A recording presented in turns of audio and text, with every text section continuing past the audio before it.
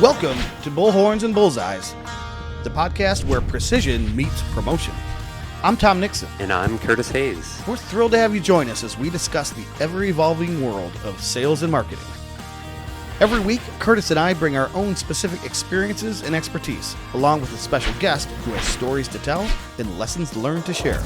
We're here to help you with strategies that hit the mark and amplify the marketing. Before we kick off today's episode, make sure to hit that subscribe button to stay in the loop. And if you find our discussions on target, leave us a review. Your feedback means a lot to us. Now get ready for insights, tips, and conversations that will up your marketing game. It's Bullhorns and Bullseyes with Curtis Hayes and Tom Nixon. Let's ride. Well, we are back with another episode, and I'm not sure exactly how to finish that sentence because we are doing probably what's going to be the major crossover event of 2024, and that is the Thought Leadership Project podcast meets the Bullhorns and Bullseyes podcast, and here we all are, and this is like my worlds are colliding. Curtis, Jay, welcome, I guess, to your own podcast. Tom, good to be here. Curtis, good to be here with you. Yeah, it's pretty significant. I think it's one of the major events of 2024 so far. Is the simulcast podcast. So far, January 5th. Yeah, it's been a slow year so far. Yeah. Well, This is great. So as listeners to Bullhorns and Bullseyes know that Curtis and I like to talk about activities that marry both promotion and targeting. And on the Thought Leadership Project podcast, Jay and I are talking a lot about the use of thought leadership, obviously, content marketing as a way of growing networks, building reputation, building brand, earning trust. So we thought today what we would do is pick both of your brains, and I'll be the moderator maybe, and I want to get both of your perspectives on a subject that I know is near and dear to Jay's heart, and that is, generally speaking, the topic of LinkedIn. So we'll kind of hit a bunch of various high notes, but why don't we, before we do that, for people who aren't familiar with Jay's history with LinkedIn, just give us a quick synopsis on why you're so active and how that came to be.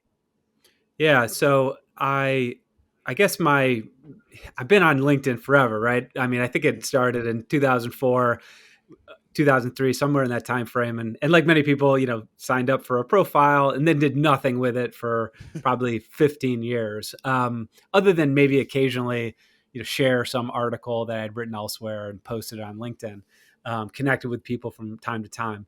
It was in 2019, Tom, and this was really spurred by a conversation we had on the Thought Leadership Project podcast, which was with Laura Frederick, who's a lawyer who posts every day on LinkedIn. And I remember coming across her profile and her posts, and I was wondering, how is this person getting so much engagement with her content? I just hadn't noticed someone who was getting that sort of reaction to their posts. And so in part, because I wanted to learn more, we invited her on the show, had a conversation with her. And, what it really came down to was, instead of treating LinkedIn the way that I previously had and many others had as well, which was a place to promote content that you had published elsewhere, via a link that you share on a post in LinkedIn, Laura and others were starting to create content directly and organically and natively to LinkedIn, right? There's no links.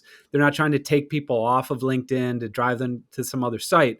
They were posting content right on the platform itself. And so that's when the light bulb kind of went off for me. And so in late 2019, taking a page from Laura's book, I started doing the same thing, writing a daily post on LinkedIn. And, so for the last, I guess 3 to 4 years, I've been doing that. Most business days, almost everyone, without fail, I'm posting content there. And it's become a big, certainly the number one source of new business opportunities for me, both client opportunities as well as, other valuable marketing opportunities, relationships with reporters, et cetera, et cetera. It's a platform that I found my audience spends its time and attention there. And, I can get more reach there on my content than pretty much anywhere else. Yeah.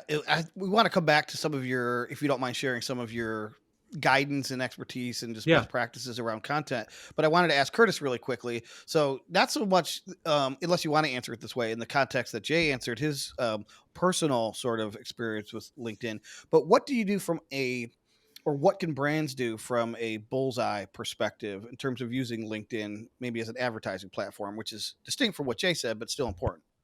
Yeah. So, as most of our listeners know, we focus primarily in demand gen, working with companies that are attempting to generate leads, oftentimes bringing that traffic directly to their website.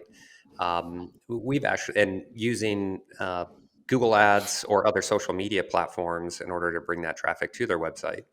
We experimented previously with using LinkedIn as a platform to do that. But similar to what Jay experienced, what we actually found was that we had a higher conversion rate by keeping people within the platform. So we've actually been using over the last few years what would be the lead gen forms with inside of LinkedIn to serve up content or offer content to a target audience within the platform that allows them to fill out their information very easily and then get access to that content or subscribe to a webinar or something like that with a much higher success rate than taking people off the platform and over to a landing page, website, and then expecting them to do additional clicks and those types of things.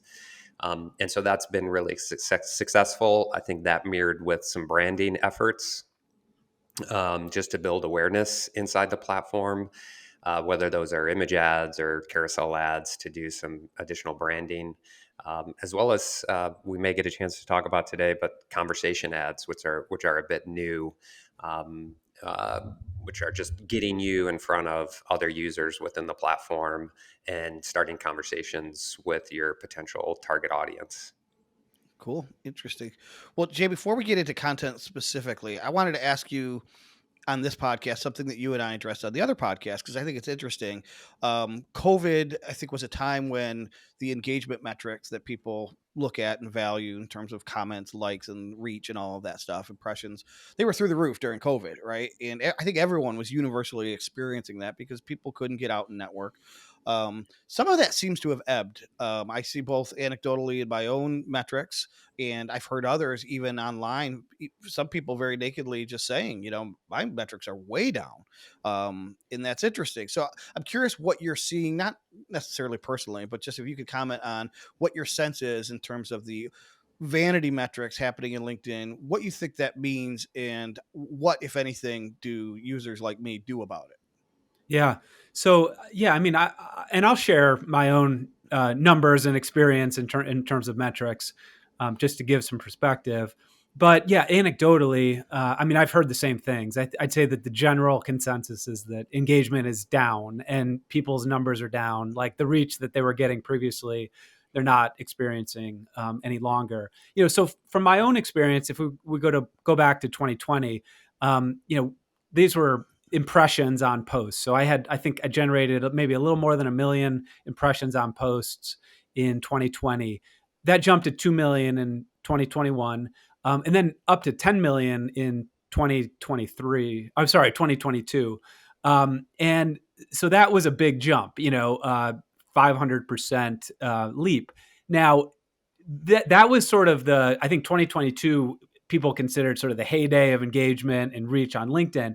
And people saw it tick down. Now, I definitely have seen a slowdown in engagement, but I topped actually last year's numbers. I think I had about 10.5 million impressions in 2023, actually with about 25 to 30% fewer posts during the course of the year. So up a little bit, but certainly you're seeing it plateau, and I expect that to continue. And I don't know what to attribute that to. I mean, it's probably more supply. I think we don't really have any statistics around this, but probably more people sharing content on LinkedIn.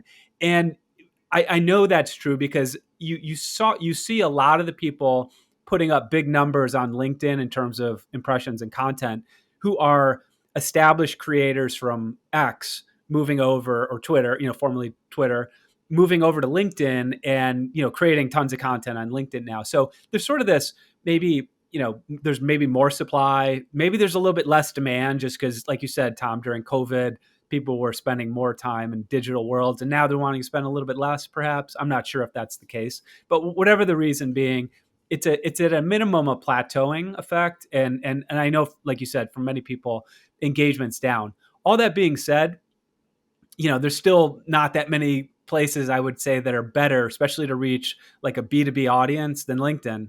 While it might be trending down, show me a place that's a more ripe opportunity to get, like in my case, 10 million plus impressions on content organically, right? Yeah, absolutely. Yeah, it's still a huge number, right? And even if it goes down to 8 million, it's still, I Right. mean, and you're not paying for any of that reach. You don't boost your posts. You No. actually don't even artificially have like a engagement pod, where people go in and Right. you ask people. So it's all organic. It obviously took time, and we're going to come back to exactly how you do it. It wasn't overnight. I'm sure you didn't become Laura Frederick like the next day.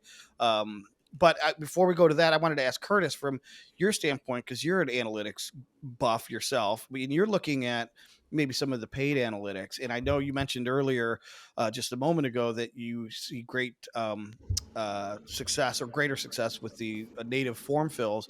You also mentioned to me that carousel ads perform really well. Maybe outperform some other kinds of ads. What are you seeing that's working, and anything we could draw from that? Yeah. Well, specifically with Carousel, it gives you the opportunity to do storytelling, which I know you guys are really good at. So versus a static image, which might get glossed over, you're able to use anywhere from 2 to 10 slides to allow a user to kind of interact and tell a more complete story, where a single post, you might get 2 lines and then the rest of it's hidden below the lines, and somebody has to click the little buttons for it to open the rest of the post, right? So people want to engage with that content. People are certainly drawn into visuals and some level of storytelling, and there's a lot of creative ways that people are doing that. So we definitely see carousel or video getting more engagement than just a single ad. I would say any company should just experiment, if they can, with different post types and see what works for their audience.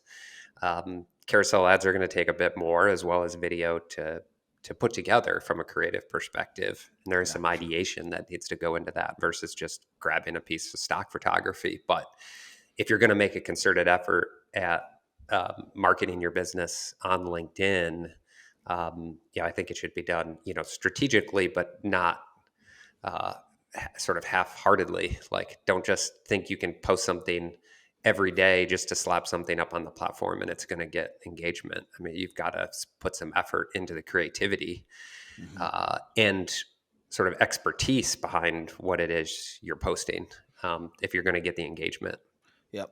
And what about any significant disparities in cost per click, either between ad type to ad type, or then and now? So then being maybe COVID or pre-COVID, and now. Because I know LinkedIn has historically been one of the more expensive platforms on a cost per click basis. It is, and what's interesting about that is it's actually been fairly stable, I would say, over the last 7 years, which at least 7 years I've been advertising on the platforms. And I would say with most of our lead gen campaigns, you could expect anywhere from like $8 to maybe $16 a click.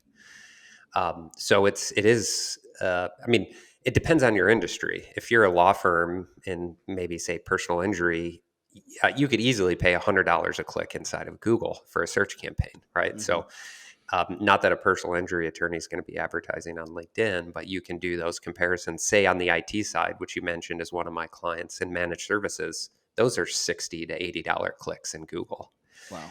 So, I think there are opportunities for those businesses where there's saturated advertising markets and other platforms to be creative inside of LinkedIn and reach their target audiences. But I would say those costs are stable, but I would advise a company to experiment to try to go lower than that. So if the platform is telling you, to reach this audience of IT directors, you need to be at $16 a click, there's nothing that prevents you from putting in $7 in your bid and seeing if it works. Mm-hmm. And so we've done that successfully with clients and have been able to get good. I mean, really the better metric is what's your cost per acquisition per lead.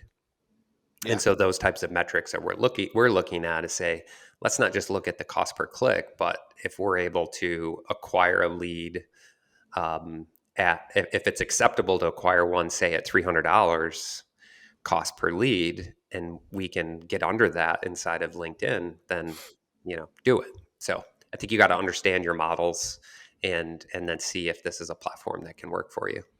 Yeah, and not to go down the wormhole, because we explored this on 2 episodes. Was it 2 or 3 with Mario D'Aquila of Assisted Living Services?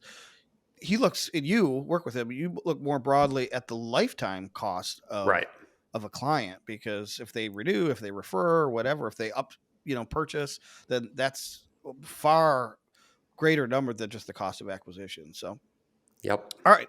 So you mentioned being clever, thoughtful, and creative in terms of the ad campaign. And Jay, you posted every day. And to Curtis's point, you can't just post for the sake of posting.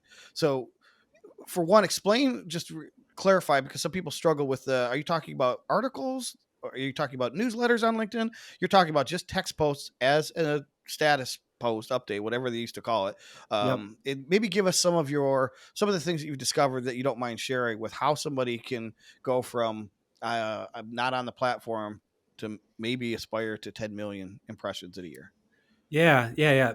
For sure. I mean, I'm happy to share everything I've learned along the way, and that's really kind of the way you should be thinking and approaching sharing content on LinkedIn too. I mean, really, giving away your ideas for free is the best way to stay consistently visible to an audience and build trust with that audience over time. Trust that you are an expert who's capable of helping them solve their problems. It's a way to sort of make visible your expertise. So what we're talking about here is, like you said, Tom, just writing a post.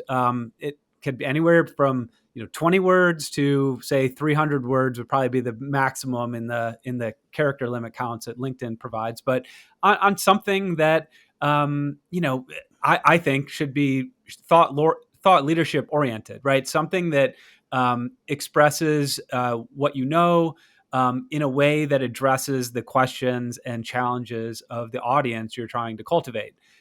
There's more you can do. I think we can talk about the importance of kind of showing your personal side as well as your professional side through like social media content. But at the core of, if what you're trying to do is drive new business opportunities through content creation, thought leadership content is at the core of that. And so there's a number of things that goes into that. I mean, I think one of the most important decisions anyone needs to make, as a professional or business owner, entrepreneur who's trying to use a platform like LinkedIn, is you have to pick an audience, right? You have to understand who your audience is, and optimize for building and cultivating and nurturing an audience, and not just garnering attention.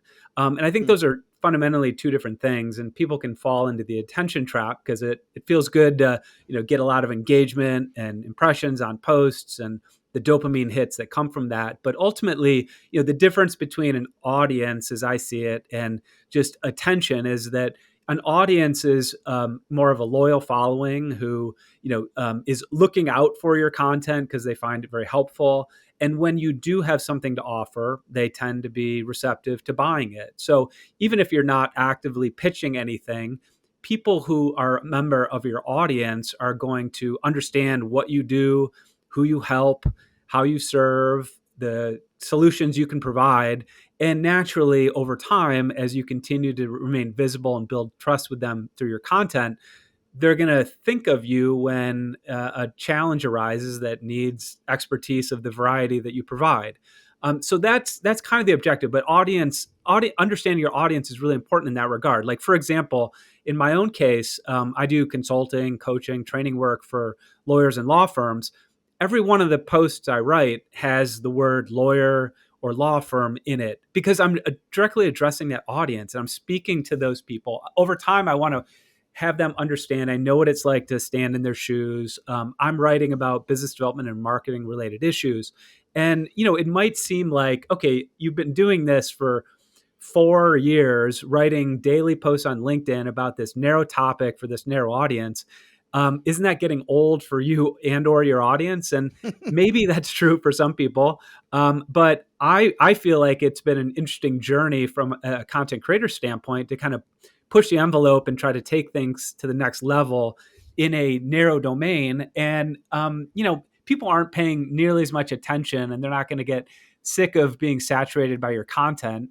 Those people who are in your audience are looking forward to it. And over time, that audience grows. I mean, just today, actually, Tom, I noticed I crossed the 40,000 follower threshold, which, Nice. it's one of those things where, if you were to talk to me when I had 5,000 followers and you were to say, oh yeah, how would it feel to have 40,000? I would be like, oh, that'd be awesome. Today I saw it and I'm like, okay, next, whatever. It's like most things in life. When you actually hit a milestone, it's not that big of a deal. But I think that, having that audience in mind, having a consistent theme, as I mentioned, I'm writing about business development and marketing related issues. You want to become, it's great to become well known with an audience, but as we've talked about, Tom, before, I think it's even more important to become known well by that audience. What I mean by that is, make sure that your content is aligning with your objectives and your audience's interests.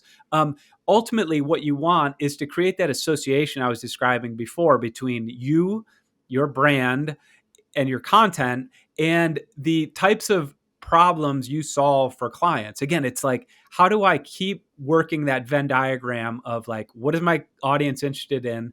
What are the solutions that I provide that I can write content about? And how can that overlap create an opportunity where, when those issues arise in the the ecosystem of my audience, that they're thinking of me to help solve that problem or address that challenge. So that consistent theme, I oftentimes hear people talk about, like, how do you build your personal monopoly, online and on social platforms. That's what we want to think about. I mean, a good example of this is, I don't know if you've heard of this woman, Kat Norton. She's known as Miss Excel, like Excel, the spreadsheet Yep, software. I do know Miss Excel. Yeah, exactly. And this is a great example of someone who's chosen a very narrow niche for a specific audience, Gen Z and millennials, around a topic that would seemingly be like boring and of no interest whatsoever to these people. But she started creating TikTok videos involving her dancing and talking about Excel. And she's built like a $5 million business. She left management consulting to go all in on her Miss Excel platform. And it's just one of those many examples out there of, like, the more narrow and idiosyncratic and discrete you can become around the audience you're serving and the topic that you're writing and creating content around, the more it will resonate in many cases. So those are some big things. And then I think one last point, and then I'll pause and let you guys jump in here, is sustained effort. This is the key thing. I mean, when I shared my analytics numbers, I wanted to do that purposefully in order to, just demonstrate, like, this is a multi-year process where I'm literally posting probably 300 to 400 times a year on LinkedIn platform. That's a lot of effort. And the reason that, impressions grow every year and follower count has grown, it's because, you're just sticking with it. People want, I think, that instant gratification. They like the notion of the idea that, like, on TikTok, you can go viral, even if you don't have many followers, like, the algorithm will boost your efforts. It doesn't work that way on LinkedIn, but it's sort of more of a meritocracy geared towards hard work and effort, because over time, if you keep refining what you're doing, you'll be rewarded as a result of it. It kind of reminds me of that story Jeff Bezos told about meeting Warren Buffett, talking to him about, like, Warren, your investment strategy is so simple. Like, there's not that much to it. Why don't more people follow it? And Buffett said, because no one's willing to get rich slowly. And I think the same principle applies here, where, like, just start the process, sustain the effort, and let the compounding start happening. And so that's where I think ultimately most people fall short, is like they want quick results. They're not seeing, the growth that they want right away. And so, they quit right before perhaps all those benefits that accrue from, building an audience might be realized. Yeah. Yeah, it's difficult for some. One thing you said early on that just resonated with me, that I try to share with folks, is that the best way, well, let me step back. The tagline for the Thought Leadership Project podcast is that we take expertise and we convert it into thought leadership, and thought leadership into new business. Now, that's not overnight, right? It doesn't happen immediately, and it's not like a gumball machine where you put in a post and then you wait for the phone to ring. There's a paradox. I think the best way to generate new business opportunities is to approach the platform as though you're not trying to generate new business opportunities. You're there to solve problems, give away advice for free, all of the simplicity that Warren Buffett would espouse, right? Yeah.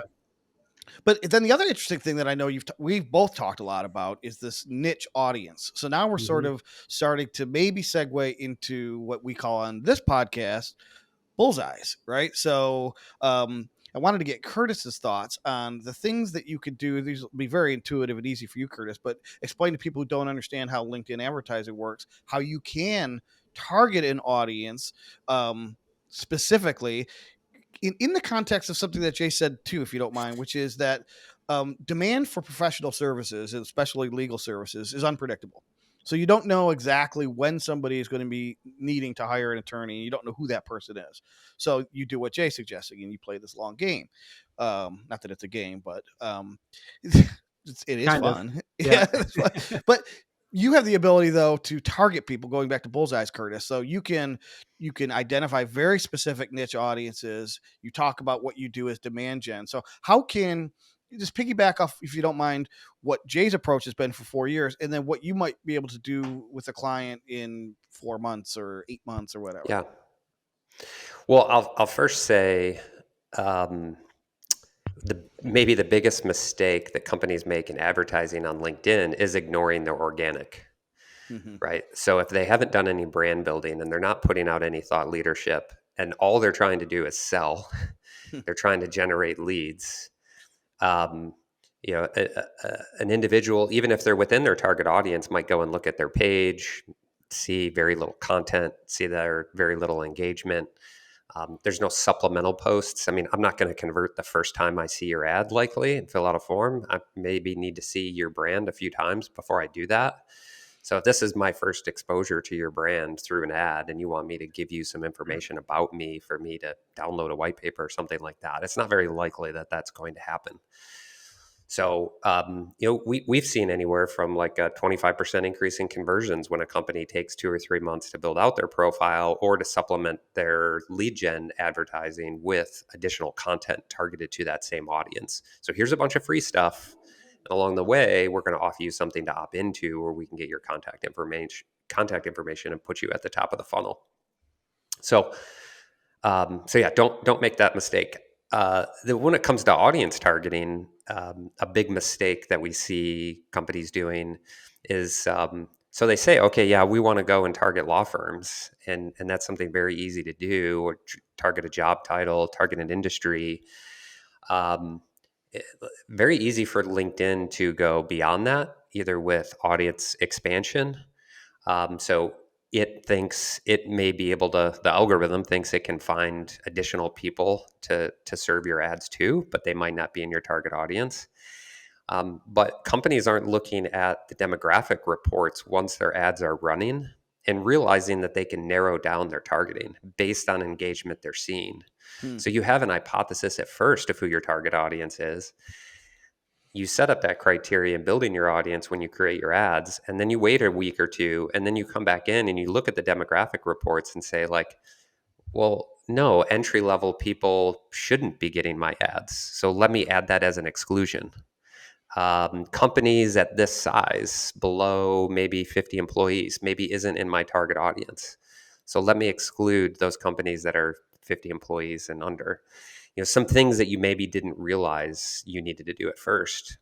And I would say probably the biggest piece of advice that I actually found on LinkedIn from somebody who was putting out thought leadership a number of years ago was to not do job title targeting, but to use job title as a negative match. So be broad with your targeting as far as like industry or again, company sizes or, those types of things, and then use the job title as a negative match, because job title is a free form field in LinkedIn. You can Mm-hmm. type whatever you want. I could be called a growth hacker. I could be called a digital marketing specialist. I could be Digital called, cowboy. yeah, a cowboy. Yeah. So, I think that confuses people a little bit, or can confuse the algorithm when you target only job titles. And we found it better to actually use job titles in the inverse and use Hmm. those to negatively match job titles we don't want, and use some of the other targeting methods like industry and those types of things within our targeting. So I think those two big things are really, really important pieces of advice. One thing I learned from doing it the wrong way, or maybe making mistakes, is I don't want to look like I'm trying to serve Curtis up as like the golden child, but I would say do not try this at home. So, in other words, I've tried to do some limited boosting of posts and some target advertising, and only to learn that I know very little compared to what the experts know. So, I would say, if there's an article that Curtis writes or a webinar that he does, just check it out and you'll learn a lot more. You think you might know about targeting, but you likely don't. So, with that said, I will give you each the opportunity to give us final thoughts. We're kind of running out of time here. So, anything at all related to LinkedIn that you would like to add as maybe a takeaway or a best practice or something we didn't bring up? Jay, we'll start with you. Well, actually, could I ask Jay a question before Sure. Yeah. Jay jumped in? Because Yeah. this is I get pushback from companies when I bring up LinkedIn. And that question usually is, well, isn't LinkedIn a place where people go and shop for jobs? That there's still this mindset that it's more of an HR kind of talent acquisition platform, and it's not a thought leadership, social media, B2B, everything you've talked about today, Jay. So Yeah. to those companies who still believe that, how do you address that pushback? Yeah. I mean, I would just say go on LinkedIn and see what your newsfeed's becoming increasingly populated with, which is the type of content, the variety of content that we're talking about here today. I think by and large, LinkedIn has, if you followed along, I mean, they've been making a conscious effort to become more of a creator platform over the years. I mean, they have, the opportunity to turn on what's called creator mode in your profile now, which emphasizes your content over your job history, with the understanding that they're trying to make sure that people, they're trying to adapt to the understanding that people are looking to, grow their businesses, not just get a new job on the platform. So, and I would say this also, and I've heard this anecdotally from many people. I think one of the reasons LinkedIn has become a more robust creator and content platform, the way that people would think about Twitter/X or Facebook or Instagram in the past, is that it tends to be, in my experience, a much more kind of polite and welcome environment for creators and for content, especially of the B2B, professional services variety. There's not the sort of toxicity that you see on other platforms, and where people hesitate to post anything because they don't want to get trolled or they don't want to get attacked or they don't want to get canceled. And all the reasons why we worry about creating too much content. But LinkedIn is just fundamentally different in that respect. It's probably changing. It's probably becoming more of that, and it probably will over time. But as of right now, I mean, I think it's in a good spot. And if you're trying to reach that type of audience, I mean, I know my domain is the legal industry, but lawyers are on there. I mean, they're taking breaks from work and grabbing 5 minutes worth of content on LinkedIn. And I imagine that's true for many other different industries as well. I mean, I know it is because I know many people who I'm friends with or have worked with who are doing the same thing in other little pockets of LinkedIn as well, whatever their niche area is. It's become much more of a creator platform. I mean, that's, to me, it's that's what it is, almost as much as it is a recruiting platform anymore.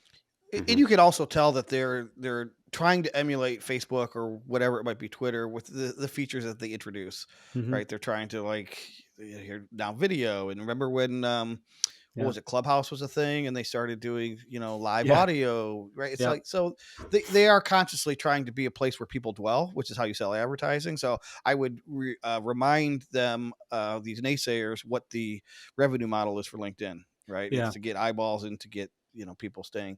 Yeah, Jay, were those your final? well, Go ahead. oh yeah, let me just continue that thought, and this will be my final thought. But I mean, Curtis, building on that point too, I think, to people who push back on you, I would say that, the key thing to remember, and I think this is where a lot of businesses make a mistake, is they think, well, we have our LinkedIn like company page, and we share our blog posts there, and we share announcements and that kind of thing.